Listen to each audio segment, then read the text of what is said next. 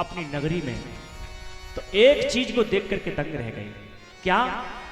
कि सुमंत्र महाराज अभी वहीं रथ लिए खड़े हैं। निषाद ने देखा कि सुमंत्र महामंत्री, अभी आप लौट करके अयोध्या नहीं गए। सुमंत्र ने कहा कि अयोध्या जाऊं कैसे? रोजाना जाने का मन करता है मेरा कि मैं अयोध्या में चला जाऊं, लेकिन अयोध्या की तरफ मेरे कदम नहीं पड़ते हैं। क्यों? क्योंकि महाराज ने मुझसे कहा था कि 2-4 दिन घुमा करके राम को वापस ले आना, लेकिन राम तो मेरी आंखों के सामने बनवासी हो गए। मैं अयोध्या में लौट के कैसे जाऊंगा? रथ हाँकने की कोशिश करता हूं, ये राम जी के 4 घोड़े हैं, ये बढ़ते ही नहीं है। सबसे प्यारा घोड़ा है राम जी का बलाहक। याद रखिएगा, उसी रथ में बलाहक जुड़ा हुआ है, जो राम को प्राणों के समान प्यारा था।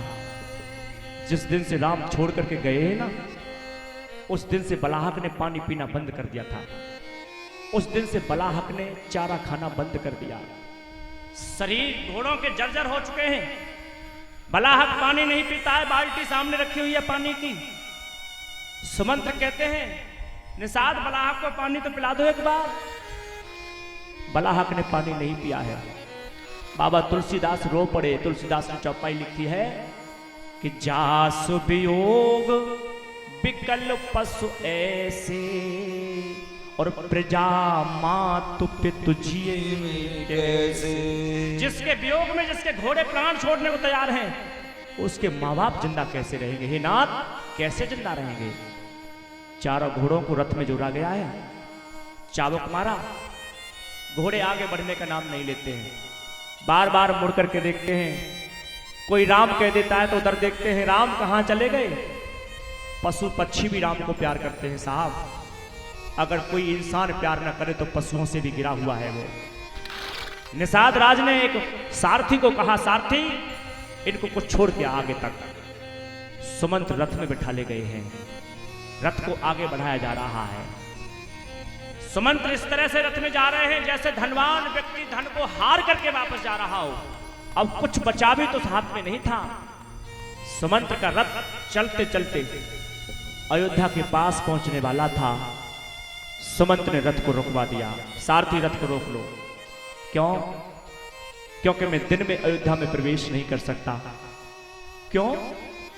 अरे जिसका सूर्य ही खतरे में पड़ गया हो, वह दिन में जाए कैसे? अगर सुमंत्र दिन में चले जाएं, अयोध्या वासियों के जवाब ही नहीं दे पाएंगे। रात का इंतजार करने लगे सुमंत्र। रात घनघोर हो गई थी, या ऐसे कहिए कि सुमंत्र की जिंदगी में रात हो गई थी, या ऐसे कहिए कि सारी अयोध्या वासियों की जिंदगी में रात हो गई थी।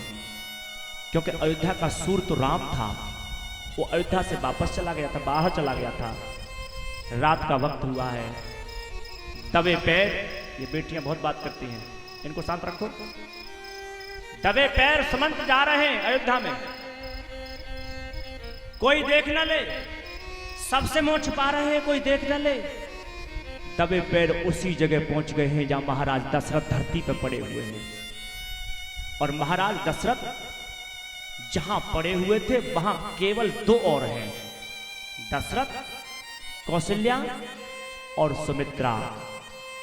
कभी आप कल्पना करके देखना, जिसका पति अंतिम श्वास गिर रहा हो, वह नारी भोजन कैसे करेगी? वह नारी पानी कैसे पिएगी? कौशल्या मैया की जंघा पर अवधेश का सिर रखा हुआ था। सुमित्रा मैया बगल में बैठी थी, आंसू चल रहे थे।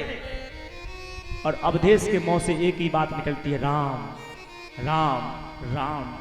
रात का वक्त था। दबे पैर सुमंत्र का आगमन हुआ। सुमंत्र ने प्रणाम किया, महाराज को प्रणाम। अवधेश उठ के बैठ गए। कहा, सुमंत्र मेरे राम कहां हैं? अरे मेरे राम को मुझे जल्दी दिखाओ ना। सुमंत्र की आंखें भर आई, बोल नहीं पाए। लखन कहां है मेरा? मेरी जानकी किशोरी बेटी कहां है मेरी? जब जवाब नहीं दिया है, सुमंत्र कुछ बोले नहीं बहुत देर तक। तब सुमंत्र ने एक बात कही है, महाराज आपकी तलवार कहां है? आपकी तलवार कहां है? अवधेश ने कहा, तलवार का क्या करेगा? महाराज मुझे तलवार बताओ कहां है। अवधेश ने सारा कर दिया, वो रखी हुई है। सुमंत्र तलवार लेने जाते हैं, म्यान से तलवार खींची और तलवार महाराज के हाथ में दे दी। अवधेश, महाराज मेरे सखा, मेरे सब कुछ, ये तलवार लो हाथ में। महाराज अवधेश ने हाथ में तलवार ले ली है। सुमंत्र ने कहा, महाराज जब से मैंने होश संभाला है ना, तब से आपकी आज्ञा का उल्लंघन मैंने कभी किया नहीं था, लेकिन आपने मुझसे कहा था कि राम को 5-6 दिन घुमा के वापस ले आना। इस आज्ञा का पालन मैं कर नहीं पाया हूं, इसीलिए आप राज आज्ञा के उल्लंघन में मेरी गर्दन काट के धरती पर डाल दो। अवधेश कहते हैं, क्यों? क्योंकि मैं राम को वापस लाने में नाकाम हो गया हूं। अवधेश रो पड़े, तलवार हाथ से गिर गई। कहा, सुमंत्र तेरा कोई दोष नहीं है, विधाता मुझसे रूठ गया है। जो सारे संसार को जीतने वाला था, आज अपने घर में अपनी पत्नी से हार गया है। कभी युद्ध भूमि में जाता था तो सामने के राजा महाराजा पीठ दिखा के भाग जाते थे मुझे, लेकिन जब मेरे घर में युद्ध हुआ तो मेरी पत्नी ने मुझे हरा दिया है। और जो अपने घर में हार गया हो, वो तेरी गर्दन क्या काटेगा? सुमंत्र तुम दोषी नहीं हो, दोषी तो मैं हूं कि एक पत्नी की जाल में फंस करके मैंने अपने राम को वनवासी बना दिया। अवधेश बहुत रोने लगे। कौशल्या ने कहा, स्वामी इतना क्यों रोते हो? क्या तुम्हें मेरे राम से कोई शिकायत है? क्या मेरी बहू सीता से कोई शिकायत है? क्या मेरे लखन से कोई शिकायत है? अवधेश कहते हैं, रानी शिकायत राम से नहीं है, शिकायत मुझे लखन से नहीं है, शिकायत सीता से नहीं है, शिकायत अपने से है। काय की शिकायत है? देवी, मेरा राम जब वन को जा रहा था, अगर मेरा राम एक बार मुड़ के ये पूछ लेता कि पिताजी मेरा दोष क्या है जो मुझे वन भेज रहे हो, देवी एक बार मेरा राम अगर मुझे ये पूछ लेता कि मुझे वन क्यों भेज रहे हो, मेरे प्राण चले जाते, क्योंकि मेरे पुत्र को जवाब न दे पाता। मेरे बेटे ने तो पुत्र का धर्म निभाया, लेकिन मैं अपने पिता का धर्म न निभा पाया। मैंने 2 दिन पहले ही तो वादा किया था, भारी सभा के बीच में मंत्री बैठे हुए थे, मैंने कहा था कल राम को राजा बना दूंगा, और मेरा वचन झूठा हो गया, मेरा पुत्र वनवासी हो गया। अवधेश कभी श्वास लेते हैं, कभी श्वास बंद कर देते हैं। कौशल्या बार बार हिलाती, महाराज कुछ बोलो, कुछ बोलो। महाराज ने आंखें खोली, कहा, कौशल्या तुझे सामने एक बाबा दिखाई दे रहा है, बाबा के बगल में भी तो देख, कोई उसकी पत्नी खड़ी है, कौन है ये? कौशल्या ने कहा, महाराज मुझे तो कोई दिखाई नहीं दे रहा है। अवधेश कहते हैं, देवी मुझे दिखाई दे रहे हैं। कौन?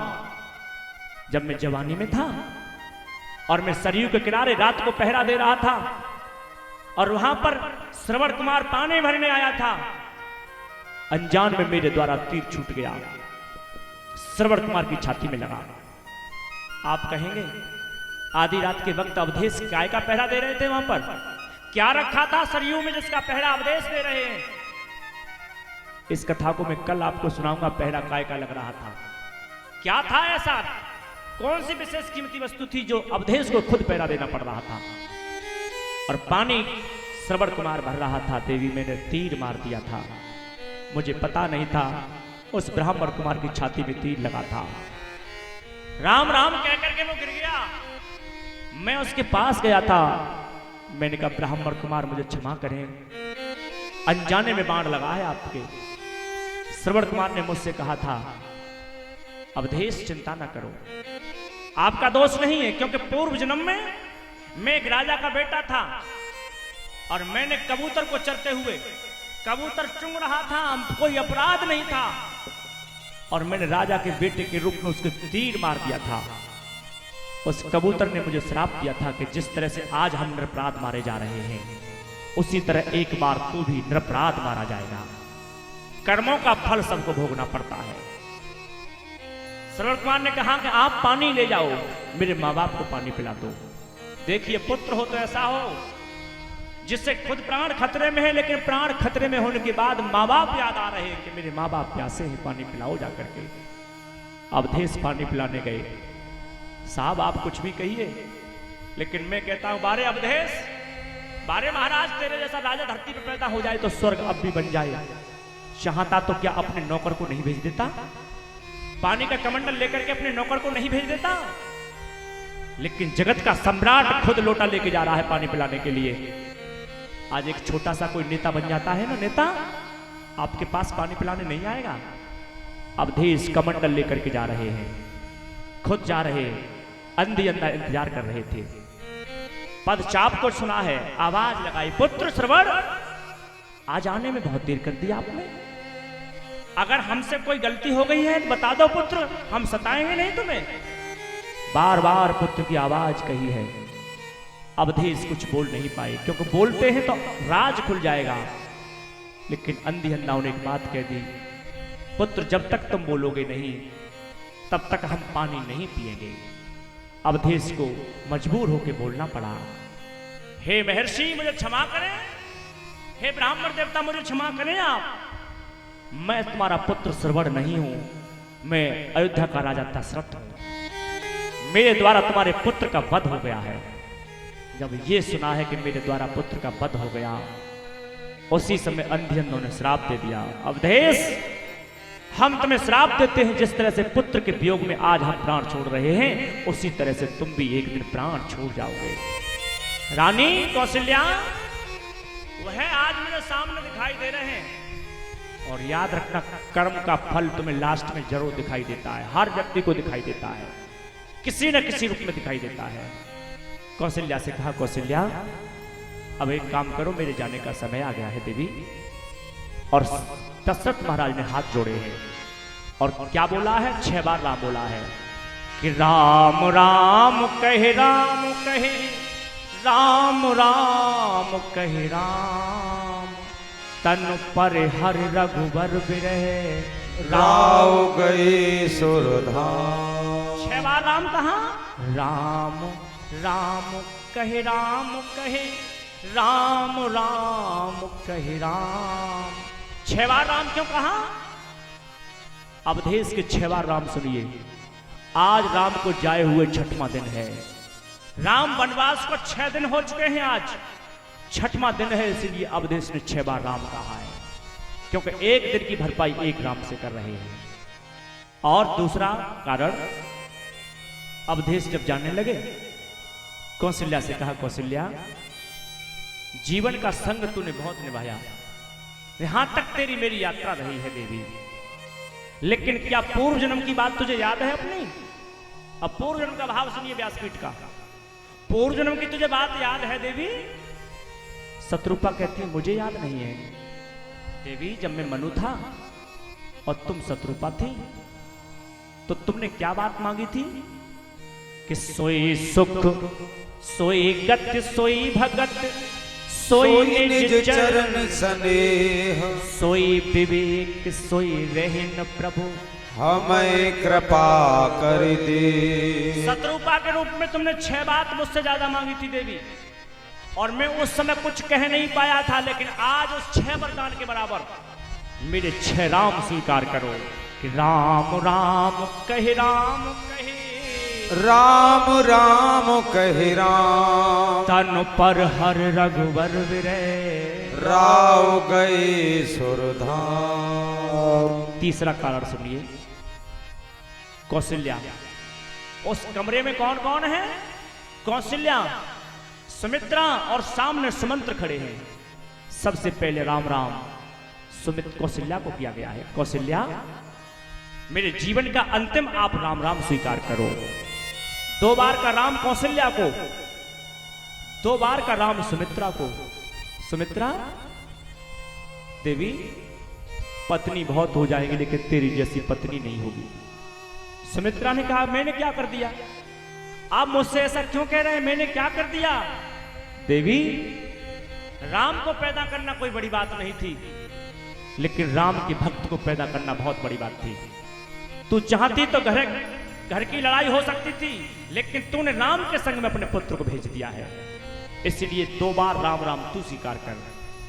और सामने सुमंत्र खड़े थे, जो बचपन के मित्र भी थे, महामंत्री भी थे। सुमंत्र को हाथ जोड़ के प्रणाम किया है।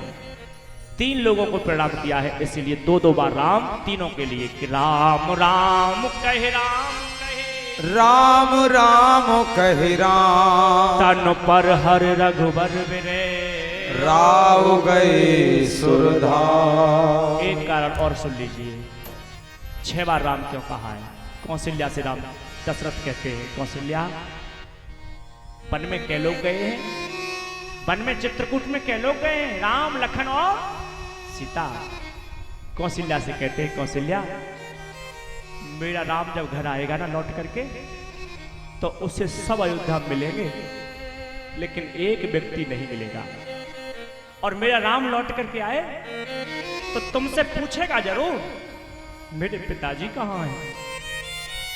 देवी, मेरा राम 14 वर्ष के बाद आए तो मेरा राम मुझसे मेरे बारे में तुमसे पूछेगा, पिताजी कहाँ है मैया? तो मेरे राम से कह देना, राम तेरे पिताजी स्वर्गवासी हो गए हैं, लेकिन पुत्र जब शरीर छोड़ा था ना तो तुझे मन ही मन याद करके प्रणाम किया था तुझे।